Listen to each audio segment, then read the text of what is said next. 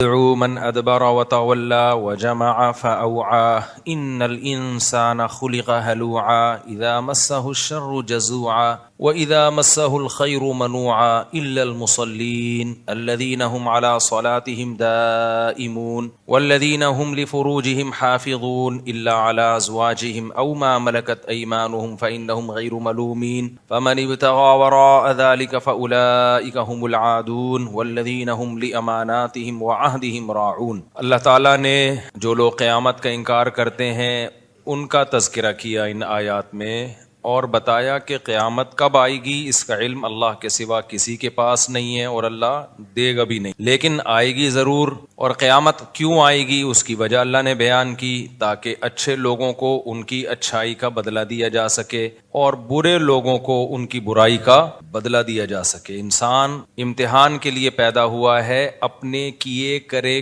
کو وہ بھگتے گا۔ جو لوگ اس خوش فہمی میں مبتلا ہیں کہ ہم سے ہمارے کیے کرائے کے بارے میں پوچھا نہیں جائے گا، وہ بہت بڑے بے وقوف ہیں، وہ خدا کے بھی منکر ہیں، اور اللہ کو مانتے بھی ہیں تو اللہ پہ گویا الزام لگا رہے ہیں کہ اللہ نے ایسے ہی پیدا کر دیا، جو مرضی کرتے پھرو۔ ایسا نہیں ہے۔ کامیابی جنت کی صورت میں ملے گی اور ناکامی جہنم کی آگ کی صورت میں۔ تو اللہ تعالیٰ ان آیات میں تذکرہ کرتے ہیں جہنم کن لوگوں کو اپنی طرف کھینچتی ہے۔ ہماری نظر میں اچھائی اور برائی کا ایک الگ معیار ہے۔ کل ایک صاحب کہنے لگے کسی مشہور شخص کے بارے میں، بہت اچھا ہے، حالانکہ وہ غیر مسلم ہے۔ تو میں نے کہا کہ آپ نے کیسے کہہ دیا بہت اچھا ہے؟ انہوں نے کہا اتنا اچھا وغیرہ وغیرہ، جو آج کل اچھائی کا معیار۔ میں نے کہا میری اور آپ کی نظر میں اچھا ہو سکتا ہے بھائی، اللہ کی نظر میں اچھا نہیں۔ اپنے پیدا کرنے والے کو نہیں پہچانتا، نہ اس کو مانتا ہے، نہ اس کے بارے میں تحقیق کرتا ہے۔ ہمیں تو بھائی وہ اچھا لگتا ہے جو ہمارے ساتھ اچھا ہے، بس۔ اللہ کو وہ اچھا لگتا ہے جو کس کے ساتھ اچھا ہے؟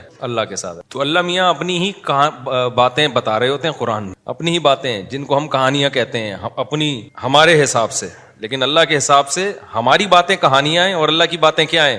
اصل ہیں۔ مشرکین مکہ قرآن کے بارے میں کہتے تھے قرآن کہانیاں سناتا ہے، کہانیاں۔ قرآن کیا سناتا ہے؟ کہانیاں سناتا ہے، بس قصوں کی کتاب ہے۔ کہتے تھے ان ھذا الا اساطیر الاولین، یہ تو پرانے لوگوں کے قصے ہیں، موسیٰ نے یہ کہا، فرعون نے یہ کہا، شعیب علیہ السلام نے یہ کہا، قوم نے جواب میں یہ کہا۔ تو پرانے لوگوں کے قصے، کہانیوں کی کتابیں، کہانیوں کی۔ تو اللہ میاں ہمیں بتاتے ہیں کہ یہ جو تمہارے اسکالرز ہیں نا، جو مجھے نہیں مانتے، یہ تمہیں کہانیاں کرا رہے ہیں۔ کہانیاں کون کرا رہے ہیں؟ یہ تمہارے اسکالرز ہیں نا، جنہیں تم کو اس دنیا کی ترقی میں الجھا دیا ہے کہ یہی سب کچھ ہے۔ اصل میں کہانیاں یہ تمہیں کرا رہے ہیں۔ ان سے ورنہ پوچھو جنہوں نے پہلے ترقی کی وہ گئے کہاں؟ اتنی ترقی کی، ایسے ترقی کے میدان میں آگے بڑھتے بڑھتے بڑھتے بڑھتے کیا ہوا بھائی؟ ہارٹ اٹیک ہوا، دھڑام سے مر گئے۔ کوئی بوڑھا ہو کے مر گیا، کوئی جوانی میں ہی مر گیا، کوئی ایکسیڈنٹ سے مر گیا، کوئی بادشاہ بن کے مر گیا، کوئی وزیر بن کے مر گیا، کوئی سائنٹسٹ بن کے مر گیا، کوئی فلسفی بن کے مر گیا، کوئی بڑا فاتح بن کے، سکندر اعظم جیسا فاتح بن کے بھی مر گیا۔ تو اللہ کہتے ہیں یہاں کے لیے پیدا ہی نہیں کیا میں نے تمہیں پیدا کدھر کے لیے کیا ہے؟ ادھر کے لیے کیا ہے۔ تو اس جگہ کو سامنے رکھ کر زندگی گزارو گے تو پھر تو ٹھیک ہے۔ اس بات کو ہم کیا کہتے ہیں؟ اللہ کہانیاں سنا رہا ہے۔ اللہ کیا کر رہا ہے؟ کہانیاں سنا رہا ہے۔ یہ جو ملحد لوگ ہیں، مشرک لوگ ہیں، ملحد لوگ، ایتھیس لوگ، سیکولر لوگ، یہ قرآن پر یہی تو اعتراض کرتے ہیں۔ قرآن حوروں کی لالچ دے کے معاذ اللہ کہانیاں سنا رہا ہے، حوروں کی لالچ دے رہا ہے، جنت کی نہروں کی لالچ دے رہا ہے۔ بھائی یہ سب کہانیاں ہیں۔ اللہ میاں کیا کہتے ہیں؟ یہ تمہیں دنیا کی لالچ دے کے کیا سنا رہے ہیں؟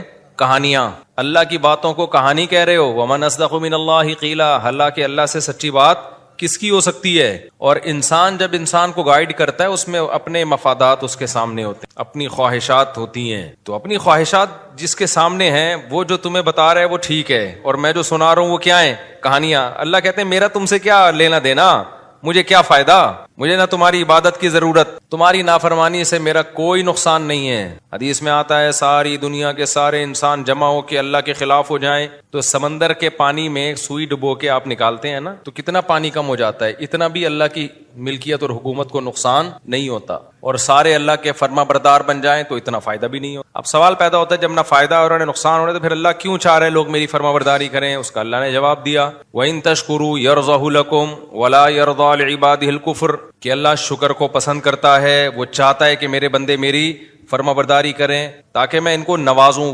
بندوں سے محبت کرتا ہے، فائدہ نقصان نہیں ہے، لیکن اس کو اپنی مخلوق سے محبت، اور سب سے زیادہ محبت کس سے ہے؟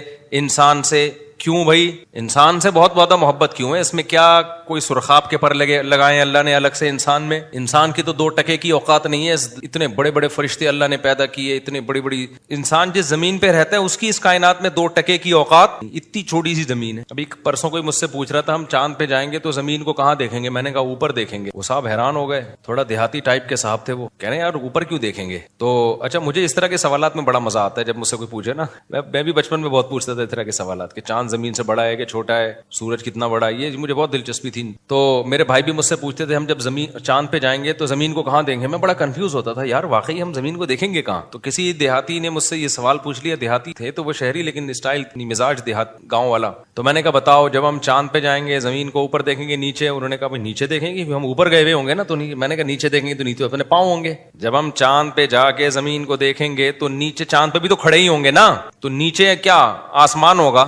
اگر یہ نیچے زمین ہوگی تو سر ہمارا کہاں ہوگا پھر؟ تو بےچارا گھومتا ہی رہا وہ. میں نے کہا نیچے اترا چاند سے, زمین پہ ہی ٹھیک ہے, آپ زمین پہ ہی کیا ہو. یہ بات یہاں آپ کی سمجھ میں نہیں آئے گی, ورنہ اصولی بات یہی ہے کہ جب ہم چاند پہ جائیں گے تو ہم چاند پہ یہاں کے حساب سے اوپر ہوں گے, لیکن چاند کے حساب سے زمین اوپر ہوگی ہمارے, کیونکہ اوپر اور نیچے ہونا یہ امور اضافیہ میں سے ہے. امور اضافی سمجھتے ہیں؟ تو ہم جب چاند پہ جائیں گے, میں تو کہیں اور ہی چلا گیا, تو نیچے جب دیکھیں گے نا تو نیچے کیا ہوگی؟ چاند کی زمین ہوگی بھائی. تو یہ اوپر اور نیچے ہونا یہ امور اضافیہ میں سے. اضافی سمجھتے ہیں؟ یہ کوئی چیز نہ اوپر ہے نہ نیچے ہے. نظریہ اضافت تھا نا, وہ آئنسٹائن کا تھا, آئنسٹائن کا تھا میرا خیال ہے نظریہ اضافت. وہ یہی ہے کہ اس کائنات میں نا کوئی بھی چیز خود سے نہیں ہے. کسی بھی چیز کو سمجھنے کے لیے ہم کسی دوسری چیز سے سمجھتے ہیں اس کو. کالا کوئی رنگ ہی نہیں ہے. سفید کی وجہ سے کالے کو کیا کہا جاتا ہے؟ کالا. اگر سفید نہ ہوتے نا تو کالوں کی بڑی عزت ہوتی, انہی کو لوگ سفید کہہ رہے ہوتے. اور سفید کو کالے کی وجہ سے سفید کہا جاتا ہے, گرم کو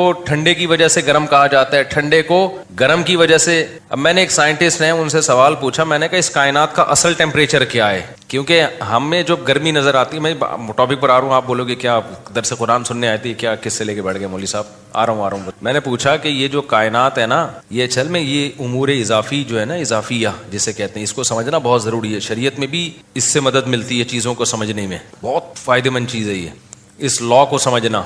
تو میں نے ان سے پوچھا کہ کائنات کا اصل ٹیمپریچر کیا ہے؟ بھائی ہمیں تو ستاروں, سیاروں اور سورج کی وجہ سے ٹیمپریچر ملتا ہے نا. تو اگر سورج کی روشنی نہیں ملتی تو ہم 0 پہ آتے ہیں, 0 سے پھر مائنس پہ آتے ہیں. تو اگر بالکل ہی کہیں ہیٹ نہ ہو ذرا سی بھی تو پھر کیا مائنس کہاں تک ہوگا؟ 1 گھنٹہ میں نے کوشش کی, ان کو سوال ہی سمجھ میں نہیں آ رہا تھا یہ پوچھ کیا رہا ہے. تو میں نے کہا چھوڑو ایسے ہی ٹھیک. تو ابھی بھی میرا سوال ہے کہ کوئی تو ٹیمپریچر اصل ہوگا نا, کہ اگر کائنات میں کہیں بھی ہیٹ نہ ہو تو پھر اس کائنات کا اصل اوریجنل ٹیمپریچر ہوتا کیا ہے وہ؟ یعنی ہم آج کی ڈگری کے حساب سے اگر ناپیں تو ہو سکتا ہے میرا سوال ہی بے وقوفوں والا ہو, لیکن واللہ عالم مجھے اس کا جواب ابھی تک کسی نے دیا نہیں. خیر, تو چاند زمین کی بات نہیں. ہاں میں کہہ رہا تھا کہ اس پوری کائنات میں زمین کی اوقات 2 ٹکے کی بھی نہیں ہے. یعنی اگر کائنات سے کمپیئر کریں نا تو ذرے کا ذرہ بھی نہیں ہے. اتنی بڑی بڑی کہکشائیں جو ستاروں کا جھرمٹ لے کے گھوم رہی ہیں. ایک ایک ستارہ سورج سے لاکھوں گنا بڑا, اور سورج ہماری زمین سے 9 لاکھ گنا بڑا. جب 9 لاکھ سوچا کریں نا تو سوچیں ایک زمین, پھر ایک اور زمین, پھر ایک اور زمین, پھر ایک اور زمین, پھر ایک اور زمین, پھر ایک اور زمین. اس کو بھائی تھوڑی نہیں ہے, بہت بہت بڑا ہے سورج, اور بہت بڑا ہونے کے ساتھ کیا ہیٹ, آگ کا انگارہ ہے بھائی, اتنی ہیٹ ہے اس کے اندر. تبھی تو اللہ کہتا ہے وَلِلَّهِ خَزَائِنُ السَّمَاوَاتِ وَالْأَرْضِ, آسمان اور زمین کے خزانے کس کے پاس ہیں؟ اللہ کے پاس. ہمارے یہاں گیس کا پرابلم, آج مہمان آئے اور گیس روٹی پکتے ہوئے گیس ہی چلی گئی کراچی. انہوں نے کہا تھا میں گھر کی روٹی کھاؤں گا, تو ہم نے کہا چلو گھر کی روٹی بنوائیں گے آپ. روٹی بڑھ گئی بیچاری, تندوری کی روٹی, خود بھی کھائی ان کو بھی کھلائی. تو ہم تو اس کو یہاں کے حساب سے دیکھ رہے ہیں نا, گیس کو دیکھ رہے ہیں. بھائی اگر کائنات میں جاؤ گے تو یہ تو کچھ بھی نہیں ہے. اتنے وسائل ہیں اس کائنات میں. انسان کی تو یہ جو کہتے ہیں نا انسان کے خوراک کے ذخیرے کم ہو رہے ہیں, بہت بڑا لطیفہ ہے یہ. اس پہ ہنسا کرو جب آپ کے یونیورسٹی کے ٹیچر